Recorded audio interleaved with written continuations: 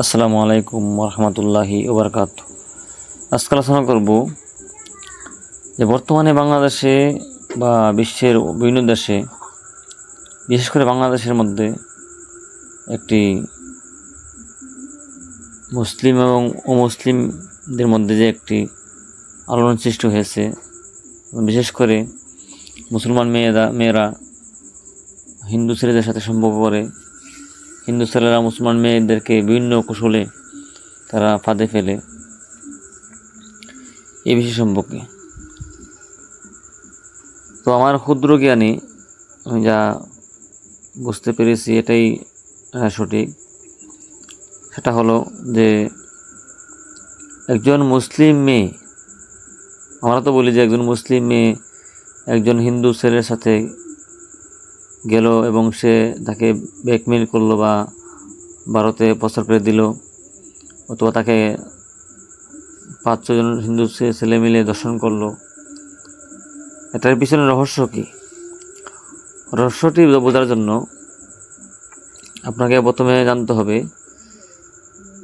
যে সমস্ত মুসলিম মেয়েরা কলেজে অথবা মাদ্রাসাতে লেখাপড়া করে, এটা প্রথম দিকে মেয়েরা হিন্দু ছেলেদেরকে, অনেক মেয়ে আছে যে হিন্দু ছেলে মনে করে না, মনে করে যে মুসলিম, বা হিন্দু ছেলেরা মুসলমান ছেলেদের মতো বেশ ধরে প্রথমে মেয়েদের কাছে আসে, তারপরে বিভিন্ন প্রস্তাব দিয়ে রাজি করায়, রাজি করায়। তারপরে প্রেম গভীর হয়ে গেলে তখন এটা বাদ দিতে পারে না, এবং তখন হিন্দু পরিচয় জানলেও সে বলে আমি মুসলমান হয়ে যাব, তোমাকে বিয়ে করে আমি মুসলমান হয়ে যাব, এরকম কথা বলে। পরে বিয়ের কথা বলে অনেক কৌশলে ওই মেয়েকে দর্শন করে, এবং লাস্ট মুহূর্তে বন্ধুবান্ধব নিয়ে দর্শন করে। পরে অনেক সময় মেয়েটাকে মেরে ফেলে, অথবা অনেক আছে ভারতে প্রচার করে ফেলে, অথবা বিভিন্ন ধরনের বিপদে পড়তে হয় মেয়েটিকে। নৃশংস মেয়েদেরকে মেরে ফেলে অথবা দর্শন করে সে পালিয়ে যায়। আর এই দেখে যখন একটা মুসলমান মেয়েকে দর্শন করে বা মুসলমান মেয়েকে ব্ল্যাকমেইল করে বা ভারতে প্রচার করে বা হত্যা করে, তখন আমরা কী করি যে এই মেয়েটির পক্ষ নিয়ে বা এই মেয়েটিকে কেন দর্শন করলো, মুসলমান মেয়েকে কেন দর্শন করলো, এই জন্য আমরা পক্ষ নিয়ে আমরা মুসলমানেরা যে অনেক রাজপথে চিল্লাচিল্লি করি বা ওই মেয়েটির পক্ষ নিয়ে আমরা গর্জে উঠি বা থানায় হামলা করি, বা ওই মেয়েটির পরিবারের সাথে আমরা একজোট হই। আসলে এখানে দেখতে হবে যে একজন মেয়ে কলেজে পড়ুক বা মাদ্রাসায় পড়ুক, সে যদি ওই ছেলের সাথে প্রেম করে, সম্পর্ক করার পরে যদি ওই ছেলেটা তাকে হত্যা করে অথবা দর্শন করে, তাহলে এখানে ওই মেয়েটার পক্ষ নেওয়া একদম উচিত হবে না। কেন উচিত হবে না? এখানে দুইটা পয়েন্ট। একটা পয়েন্ট হলো যে কোনো মুসলমান, যে সত্যিকারের মুসলমান, সে কখনো বিবাহের আগে অবৈধ প্রেম করতে পারে না। বিয়ের আগে কোনো ছেলের সাথে কখনো প্রেম করতে পারে না। আর যদিও সে প্রেম করে, এটা হারাম হবে, জায়েজ হবে না, গুনাহ হবে। এরপর ধরে নিলাম সে যত প্রেম করার ইচ্ছা, সে একজন মুসলমান দেখে প্রেম করুক, হিন্দু ছেলের সাথে প্রেম করবে কেন? এটা হলো তার দৃষ্টিতে। কিন্তু ইসলামের দৃষ্টিতে কোনো মুসলমান মেয়ে অথবা মুসলমান ছেলে কখনোই প্রেম করতে পারে না। এটা সম্পূর্ণ নাজায়েজ এবং হারাম। 2 নম্বর যে পয়েন্টটা, সেটা হলো যে মুসলমান মেয়ে কেন হিন্দু ছেলের সাথে যাইবে? সে তো এখানে প্রেম করে জায়েজ নাই। ওই যে এখানে যেহেতু প্রেম করা জায়েজ নাই, তাহলে সে কেন হিন্দু ছেলের সাথে প্রেম করবে এবং সে দূষিত হবে?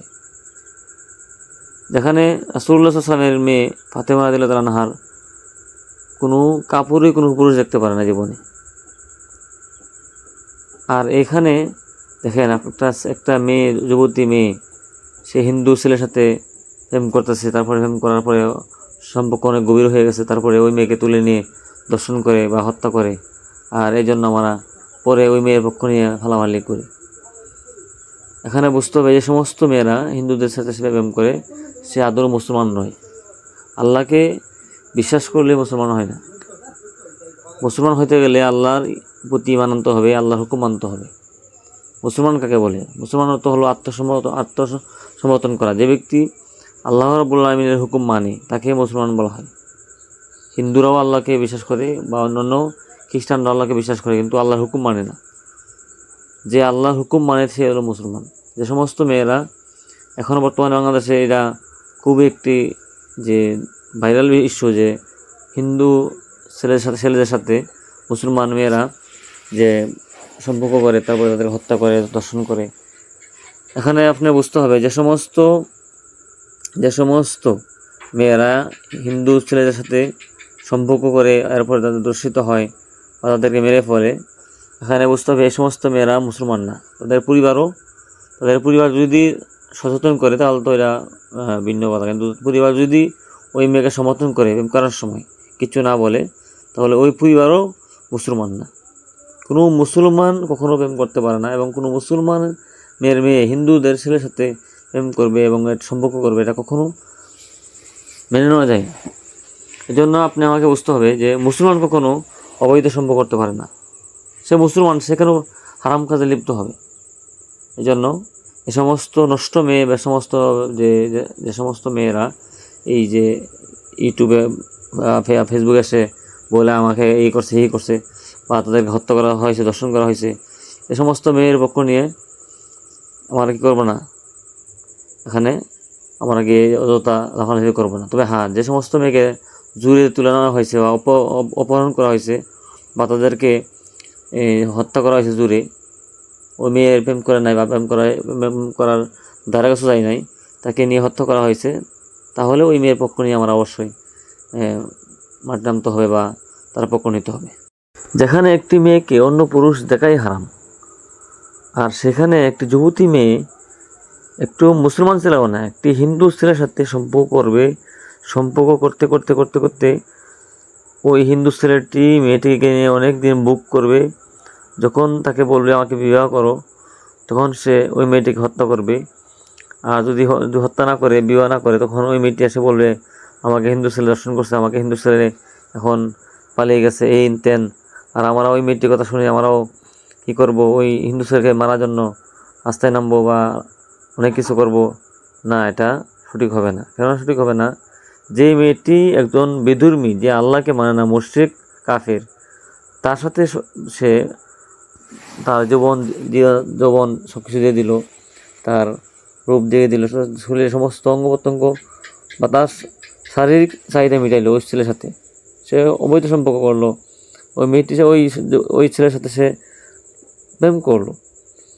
সে কি মুসলমান হতে পারে? কোনো মুসলমানকে এই সমস্ত কাজ করে? এখানে পরিষ্কার বোঝা যাচ্ছে যে এই মেয়েটি, যে সমস্ত মেয়ে হিন্দু ছেলেদের সাথে হোক বা খ্রিস্টান ছেলে হোক বা যে বিধর্মী ছেলে হোক, যদি প্রেম করে আর তার সাথে খারাপ কাজ করে, তাহলে অবশ্যই আপনি বুঝতে হবে এই মেয়েটি মুসলমান না। সে গাঙ্গা ফিরা মরুক বা তাকে দর্শন করুক বা তাকে হত্যা করুক, এটা তার ব্যক্তিগত বিষয়, এটা নিয়ে আমরা কখনো মাতামাতি করব না। সে কেন মুসলমান হয়ে একটা হিন্দু ছেলের সাথে প্রেম করবে এবং দর্শিত হবে? হ্যাঁ, যে সমস্ত মেয়েকে হিন্দুরা জোরে তুলে নিছে বা জোরে অপহরণ করছে বা জোরে দর্শন করছে, তাহলে অবশ্যই আমাদের যা দেখার আছে বা অবশ্যই আমরা এটা দেখবো বা এটা নিয়ে আমরা অবশ্যই আমরা যে মাথা কামাইব।